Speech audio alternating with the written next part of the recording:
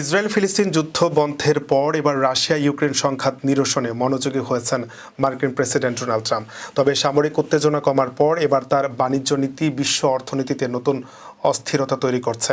Trump সাময়িকভাবে Mexico ও কানাডার উপর শুল্ক আরোপ স্থগিত করলেও ফ্যান্টানিল চোরাচালান প্রতিরোধে কঠোর ব্যবস্থা নেওয়ার শর্ত দিয়েছেন।